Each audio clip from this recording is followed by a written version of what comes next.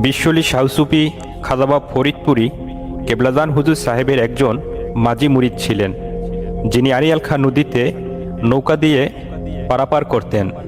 পারাপার করে যে টাকা উপার্জন করতেন তাই দিয়ে তার সংসার চলত। এইদিকে উরুস শরীফ সংনিকটে। উরুস শরীফের দাওয়াত তিনার কাছে পৌঁছাইল।